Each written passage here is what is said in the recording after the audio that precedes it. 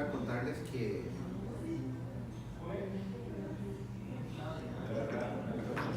este año no hubo días de especialidad de neurooftalmología, lo hacen cada 2 años. A pesar de eso hubo muchas actividades relacionadas y muchas charlas, entonces la idea es resumirles un poquito de algunas. No todas las que les voy a contar yo estuve, pero algunas pues después nos recogí la información. En primer lugar se habló de algunas cosas nuevas que están. Sabemos que la patología neurooftalmológica isquémica en muchos casos no tiene tratamientos y entonces han estado buscando nuevas opciones. Todos sabemos que para las neuropatías ópticas isquémicas arteríticas el tratamiento de elección son las dosis altas de esteroides, idealmente intravenosos y luego seguido por ciclos por vía oral las dosis altas, pero entonces empezaron a avanzarse en buscar algunos biológicos que pudieran ser útiles.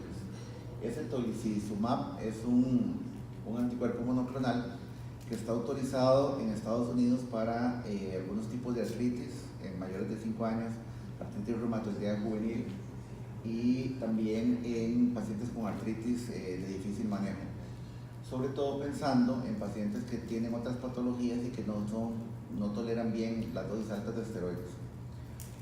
Como todo biológico, pues tiene un montón de cuidados, sobre todo en pacientes que tengan enfermedades infecciosas no detectadas. Siempre recalcan mucho lo de la tuberculosis, las hepatitis, ¿verdad?, que estén latentes. Entonces siempre vale la pena, número uno, asegurarse que sea un paciente que no tenga infecciones que se puedan desencadenar.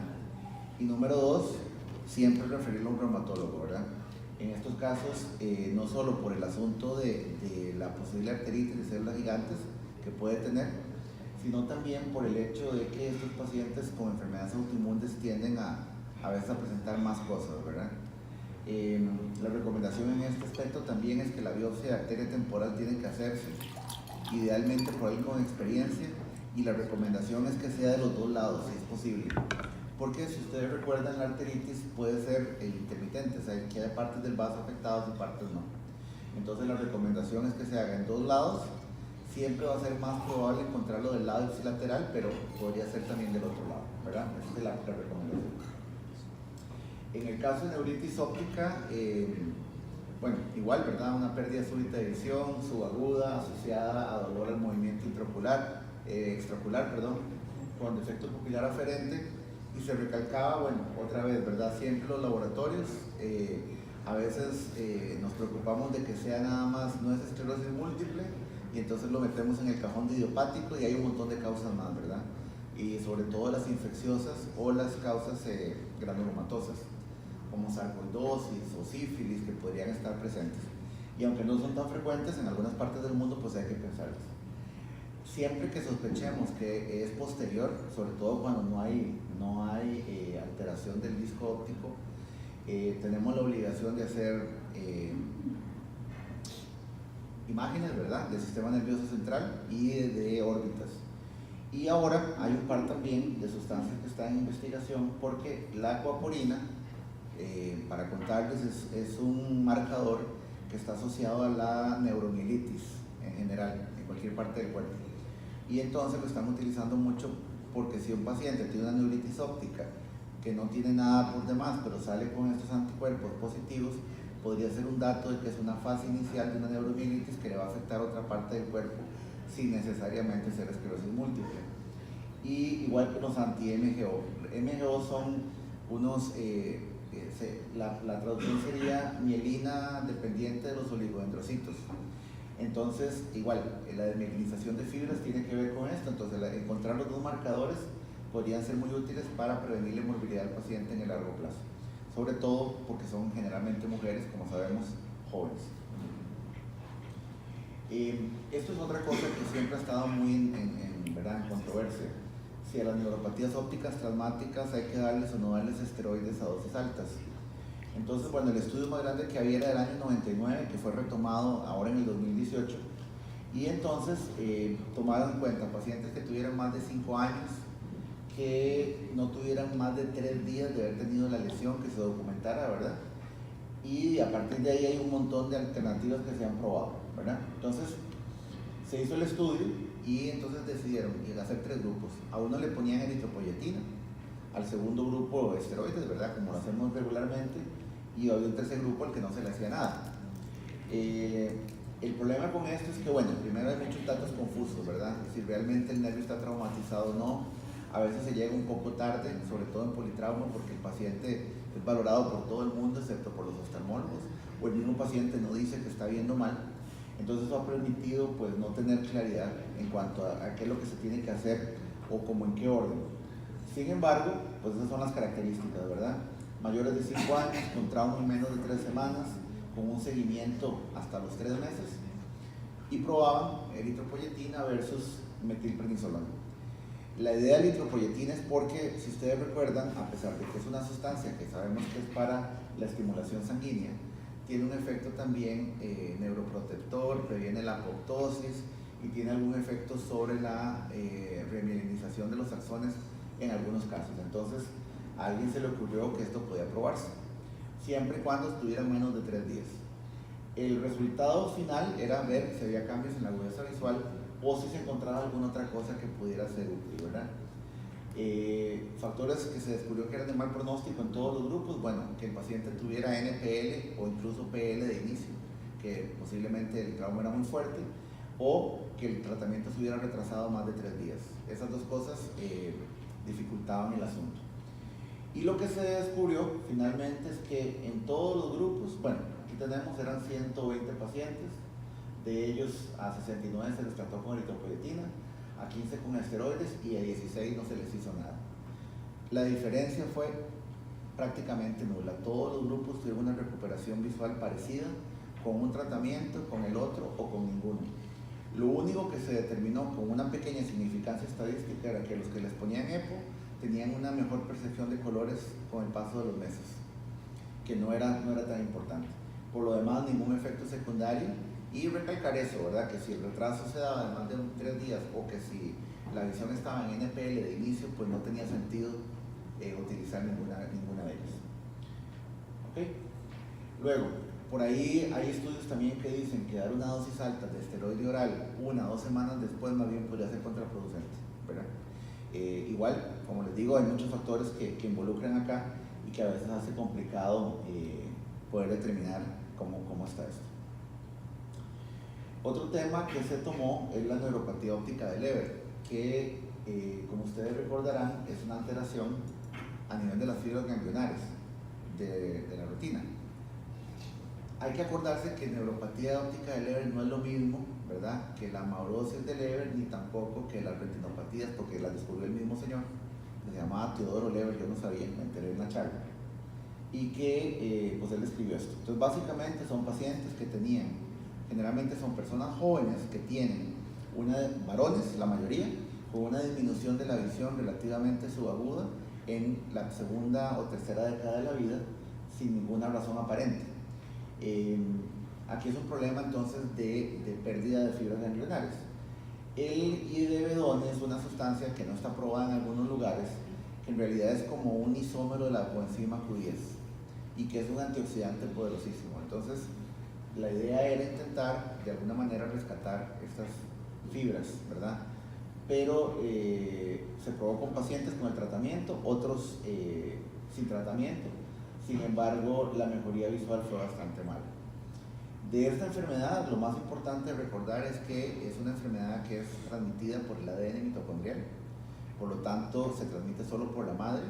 Entonces el padre puede ser portador, que no lo va a transmitir a la siguiente generación, pero todos los hijos de la mujer van a tener la enfermedad. Ahora, no se va a manifestar en todos los casos. Entonces el consejo genético pues sigue siendo una opción, ¿verdad? Lo malo es que como aparece después de los 20 años, normalmente no hay forma de darse cuenta hasta que ya nacieron todos los hijos. Entonces pues queda para la segunda generación. Básicamente aquí lo que se habla es de hacer un reemplazo del gen, ya está determinado dónde está la lesión. Sin embargo, en este momento no tenemos nada. Hay 2 grupos en el mundo que están en este momento compitiendo entre sí para encontrar alguna terapia génica, pero no hay resultados tampoco satisfactorios y falta un poquito más para que den los resultados. Otro tema que se habló es cómo definir cuáles síntomas de alerta tenemos que tener en cuenta cuando el paciente se presenta con edema o sin edema del nervio óptico y con alteraciones de la, ¿verdad?, de la visión. Entonces se hablan de algunos síntomas que son bastante lógicos, pero se recordaron. Obviamente cualquier cosa que nos haga sospechar aumento de la presión intracraneal, ¿verdad? Ya sea tinnitus, alguna alteración neurológica más, además de la pérdida visual, pérdidas visuales transitorias, la diplopia horizontal, que es un dato que nos puede orientar, o pacientes que empiecen a hacer dificultad en la abducción o trastornos de convergencia asociados obviamente al edema o no del nervio óptico. Entonces recordar algunos detalles que nos hacen pensar si hay edema o no hay edema. Entonces las características clásicas, ¿verdad? Hiperemia de los bordes, pérdida de la arquitectura del borde del nervio óptico, elevación de los márgenes, etcétera, congestión venosa, lo demás. Pero tenemos la posibilidad de que sea un disco muy pequeño con una excavación pequeña. Tenemos la posibilidad de que sea un paciente que tenga vasos raros y que nos pueda confundir, ¿verdad? Y cambios que sean crónicos del paciente, que están presentes ahí desde siempre. A veces la misma presencia de drusas en el nervio óptico también. Entonces la recomendación, si se tiene cómo estudiarlo con OCT y con ultrasonido para documentar si realmente está aumentada las fibras, el grosor y si hay un edema verdadero o no. ¿Ok? Recordar también que no todos los discos excavados son glaucoma, ¿verdad? Entonces sí, sabemos que la primera neuropatía en el mundo por mucho es el glaucoma, pero que existen otra serie de cosas que podrían manifestarse. Podría ser un paciente que tuvo una oclusión arterial y entonces la isquemia le produjo la arteria central de la retina y entonces el nervio se ve afectado, pacientes que han sido preirradiados, ¿verdad? O personas que tengan dentro del espectro de la neuromielitis a repetición y que por esto sea que tengamos excavaciones aumentadas. Pero siempre sospechar que no todos son glaucoma. Algunas hereditarias, intoxicaciones como el metanol, algunas infecciones, ¿verdad? Y recordar también que hay gente que nace con nervios ópticos extraños, ¿verdad? Nervios inclinados, el síndrome de Morning Glory, algún coloboma en el nervio, megalopapilas y todas estas cosas que... bueno, y los prematuros que han tenido mucha oxigenoterapia, también tener en cuenta que la hipoxia puede alterar, producir una hipoplasia del disco óptico por inmadurez, ¿verdad? Ok, características que nos tendrían que hacer sospechar que no son propias directamente de los pacientes con glaucoma. Obviamente la pérdida de visión central es una de ellas, ¿verdad? Esto es importante que a veces no nos fijamos en el OCT en cuanto a las fibras, ¿verdad? Uno supone que igual la pérdida de fibras está asociada sobre todo a cambios glaucomatosos, pero recordar que si hay disminución preferencial en los sectores temporal y nasal son los menos probables desde el punto de vista del glaucoma de ser los primeros, ¿verdad? Y la discromatopsia, que como sabemos es una particularidad que no hay que confundir con la metamorfopsia, que la metamorfopsia es más retiniana, obviamente, y la discromatopsia es más de patología del nervio óptico. Siempre sospechar, y esto lo hablamos en algún momento también hace algunos años acá, la necesidad de las neuroimágenes. Si usted no puede explicar qué es lo que está pasando y si esa catarata no le explica la pérdida visual, si ese escotoma no tiene sentido, ¿verdad? Ya sea porque respeta el meridiano vertical, si tenemos sospecha con el nervio óptico, nada cuesta, ¿verdad? Buscar un poquito más allá. Y bueno, por supuesto, si ya tenemos sospecha franca con defecto pupilar aferente, dolor de movimiento ocular, o está documentado, ¿verdad? Una disfunción hipotálamo hipófisis, que podría ser que el paciente, su pérdida visual sea el primer dato de un tumor hipoficiario, por ejemplo, ¿verdad? Y entonces detectemos, preguntar, ¿verdad? Si tiene galactorrea o no, si tiene cambios a nivel de la tiroides, preguntar sobre alteraciones del ciclo menstrual, sobre todo en mujeres jóvenes, que no estarían bien justificados. A la hora de hacer el OCT, esto se recalcó también un poco, hay factores de error y hay que entonces, como decía ahora Sebastián, involucrarse un poco más en el OCT1 directamente, desde cosas tan sin gracia como que el paciente, el OCT que trae de otro paciente, entonces fijarse en el nombre siempre, ver que la edad esté correcta, ¿verdad?, por los normogramas, y luego factores que ya se nos salen, ¿verdad?, como que pupilas muy pequeñas, el paciente no colabora, tiene una catarata ahí que ya estorba un poco, membranas vítreas, o incluso que el lente del OCT esté sucio. Ese es un factor que podría ser, y a veces eso te pasa desapercibido, sobre todo en la seguridad social. Yo no me acuerdo que nadie llegara a limpiarle los lentes al OCT en ninguna parte nunca, ¿verdad? Entonces, ese tipo de detalles es importante. Asegurarse que la señal sea buena, ¿verdad? Entonces, la recomendación es que señales menores de 7, intentar repetirlos para tener certeza de que estén bien. Y factores que también no dependen de nadie. Si el scan está descentrado, si el paciente tiene una miopía axial muy alta, entonces nos va a generar una disminución de la percepción de las fibras. A veces la interfaz eritroretiniana es muy prominente, entonces también se pierde el límite claro entre la membrana limitante interna y la hialoides posterior. Esto puede servir para confusiones. Y como dijimos hace un rato, las drusas del nervio óptico que pueden producir pseudopapiledemas que hay que poder diferenciar. Bueno, la edad del paciente, la resolución es muy importante, y siempre relacionarlo con la clínica. El OCT no sustituye la historia y no sustituye el examen, nos va a servir de apoyo y nos va a servir para seguir en el tiempo los cambios también, pero siempre tiene que estar directamente correlacionado.